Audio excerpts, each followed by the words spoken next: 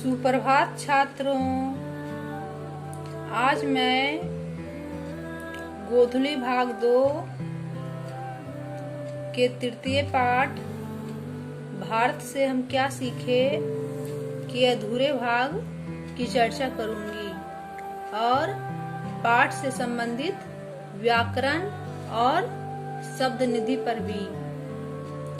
Max Muller नव आगंतुक भारतीय सिविल सेवा के अधिकारियों को बताते हैं कि जिस प्रकार पुराने पत्थरों या कांच के टुकड़ों को जोड़ जोड़कर पच्चीकारी के चित्र बनाते हैं, उसी प्रकार आर्यों के विभाजन से पूर्व की सभ्यता व सांस्कृतिक अवस्था का कुछ कमोवेश एक परिपूर्ण चित्र बनाया जा सकता है और बनाया जा चुका है।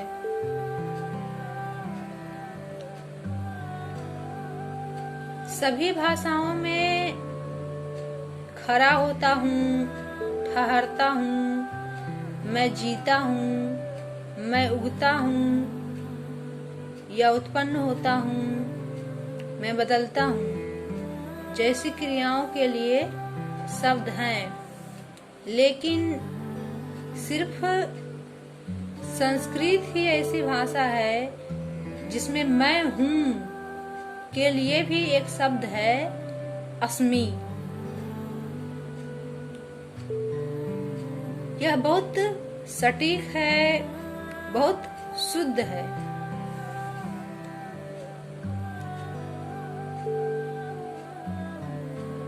संस्कृत साहित्य 3000 वर्ष से भी अधिक लंबे काल तक फैला हुआ है। एक बार मैक्स मूलर शाम के समय बैठे हुए थे। बहुत उमस भरी गर्मी थी, कोई भी काम उनसे किया नहीं जा रहा था। तो उनके शिक्षक डॉक्टर क्ली ने बताया कि संस्कृत, ग्रीक और लैटिन में कुछ शब्द हैं जो आपस में एक जैसे हैं। पहले तो मैक्स मूलर को लगा कि वे मजाक कर रहे हैं, वे मजाक के मूड में हैं और मजाक कर रहे हैं, लेकिन ऐसा नहीं था। जब डॉक्टर क्ली ने श्यामपट्ट पर संस्कृत, ग्रीक और लैटिन भाषा के संख्यावाचक शब्द, सर्वनाम और समान धातु रूप एक करके लिख डाले, तब उनको सत्य स्वीकार करना ही पड़ा, उनको नतमस्तक होना पड़ा। मैक्स मूलर कहते हैं कि अगर आप कल्पना कीजिए कि छोटी छोटी प्रलय आई है या फिर भौगोलिक उथल पुथल हुआ है और लोग अपनी अपनी भाषा भूल गए हैं, लोग अपनी भाषा भूल गए हैं। अमेरिका के लोग अपने आप को अंग्रेजी मूल के हैं, यह बात सर्वथा भूल जाएं और 2-3 हजार वर्ष के बाद उन्हें मालूम पड़े कि 17वीं सदी में ऐसी ही भाषा विद्यमान थी, तब उनको बहुत आश्चर्य होगा। संस्कृत की खोज से हमारे लिए वैसी ही स्थिति उत्पन्न हो गई है। इसके कारण हमारी ऐतिहासिक चेतना में एक नया अध्याय जुड़ गया है और हमारे भूले बिसरे बचपन की मधुर स्मृतियां फिर से साकार हो उठी है। लाखों करोड़ों अजनबियों तथा बर्बर समझे जाने वाले लोगों को भी अपने परिवार के सदस्य की भांति गले लगाना हम लोग सीख गए हैं संस्कृत के कारण। एक फ्रेंच उक्ति है, अपने पूर्व को, अपने वास्तविक पूर्व को पहचानिए। तो उस समय जो प्रागैतिहासिक मानव थे, जिनके बारे में कोई भी लिखित जानकारी नहीं है, प्रागैतिहासिक मानव को भी यह फ्रेंच उक्ति सोचने के लिए विवश कर देती है कि उनका उदय कहाँ से हुआ, वे अपने उदय के बारे में जाने।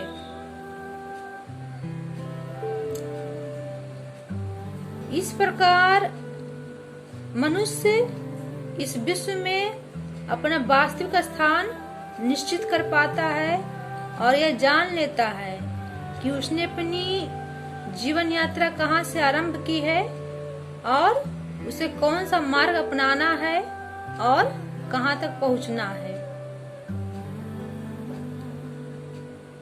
मैक्स मूलर बताते हैं कि हम सब पूर्व से आए हैं।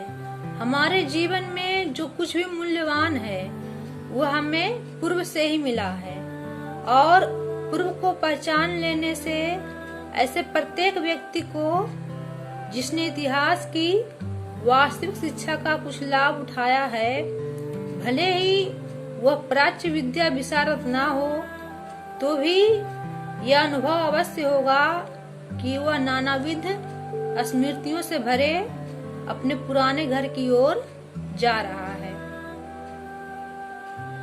मैक्स मूलर कहते हैं कि अगले वर्ष जब आप लोग भारत के तट पर पहुंचेंगे तो इससे पहले कि आपका दिल बैठने लगे, आपको ठीक वैसा ही अनुभव होना चाहिए जैसा 100 वर्ष पहले सर विलियम जोन्स को अनुभव हुआ था। अब सर विलियम जोन्स को क्या अनुभव हुआ था, उन्हीं की भाषा में सुनते हैं। विलियम जोन्स की भाषा में, जिस भारत यात्रा की ललक मेरे मन में उठ रही थी, पिछले 1783 के अगस्त में उस देश के लिए मैं समुद्र यात्रा कर रहा था कि एक दिन संध्या के समय दिन भर में देखे गए दृश्यों की जांच पड़ताल करते हुए मैंने पाया कि भारत अब बिल्कुल निकट है। भारत बिल्कुल निकट है। फारस या ईरान हमारे बाईं ओर था तथा अरब सागर से आती हुई ठंडी हवाएं हमारे जहाज के पिछले भाग से टकरा रही थी। एशिया के सुविस्तीर्ण क्षेत्रों से चारों ओर से घिरी ऐसी श्रेष्ठ रंगभूमि के मध्य अपने आप को पाकर मुझे आनंद का अनुभव हुआ। इसे बताना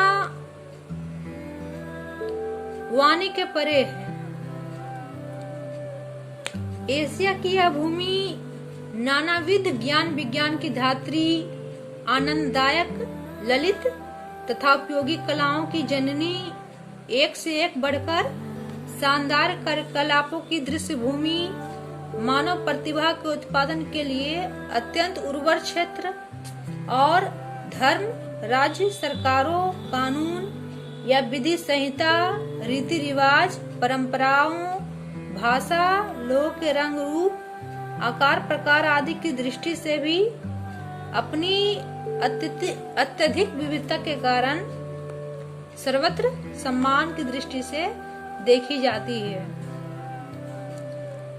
मैक्स मूलर कहते हैं कि मैं यह कहे बिना नहीं रह सका कि कितना अधिक विशाल और महत्वपूर्ण क्षेत्र अभी तक अनदेखा ही रह गया और कितने बड़े व ठोस लाभ अभी तक प्राप्त नहीं हुए। तो भारत को सर विलियम जोन्स जैसे स्वप्नदर्शियों की जरूरत है। जब जोन्स 37 वर्षीय जोन्स जहाज के डेक पर अकेले खड़े थे और सूर्य पश्चिमी सागर में डूब रहा था, तब उनके साथ इंग्लैंड की मधुर स्मृतियां थी और भारत की आशा जगमगा रही थी।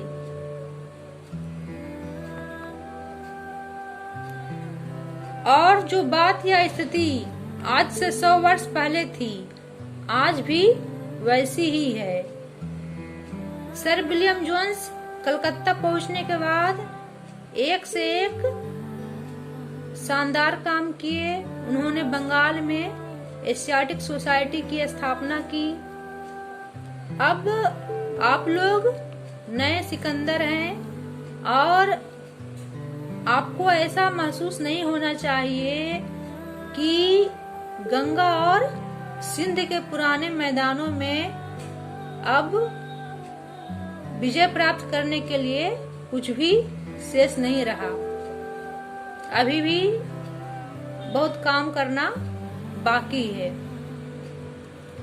इस तरह मैक्समूलर ने भारतीय सिविल सेवा के नवागंतुक अधिकारियों को संबोधित किया, उनको भारत के महत्व के बारे में समझाया। अब इस पाठ से संबंधित व्याकरण और शब्द निधि हम लोग देखते हैं। निम्नांकित वाक्यों से विशेष्य और विशेषण पद चुनना है। उत्कृष्टतम उपलब्धियों का सर्वप्रथम साक्षात्कार। इसमें विशेषण है उत्कृष्टतम, विशेष्य है उपलब्धि। उसी तरह भूले बिसरे चित्र की, भूले बिसरे बचपन की मधुर स्मृतियां। तो बचपन हो गया विशेष्य, अब विशेषण हो गया भूले बिसरे। अगला जन्म तथा शाश्वत जीवन। अगला विशेषण हो गया, जन्म हो गया विशेष्य। उसी तरह शाश्वत जीवन, जीवन हो गया विशेष्य, शाश्वत हो गया विशेषण। अग्रजा की तरह जा प्रत्यय जोड़कर 3-3 शब्द बनाना है। तब जा प्रत्यय जोड़ के शब्द है गिरिजा, शैलजा, आत्मजा। निम्नलिखित उपसर्गों से 3-3 शब्द बनाएं। प्रा, निह, अनु, अभि, वी। प्रा, प्रा से प्रकाश, प्रसार, प्रलय। निह से निःशुल्क, निःशेष। अनु से अनुशासन, अनुवाद, अनुकरण। अभि से अभियान, अभिशाप, अभिभावक। वि से विकास, विदेश, विहार, विज्ञान। वास्तविक में इक प्रत्यय है, इक प्रत्यय से 5 शब्द बनाना है। तो इक प्रत्यय से शब्द है व्यवहारिक, व्यवहार में इक लगाएंगे हो जाएगा व्यवहारिक। प्रमाण में इक लगाएंगे प्रामाणिक। अध्यात्म में इक लगाएंगे आध्यात्मिक। परितोष में इक लगाएंगे पारितोषिक। अब कुछ शब्द निधि देखते हैं। अवगाहन, अवगाहन मतलब होता है गहरे डूबकर समझने की कोशिश करना। सारभूत, सार या निष्कर्ष कहा जाने योग्य आधारभूत चीज। अजनबी, अपरिचित, अज्ञात। दारिस, मुद्रा का एक प्राचीन प्रकार। इस प्रकार आपने मैक्समूलर का भारत से हम क्या सीखे पाठ सुना। धन्यवाद।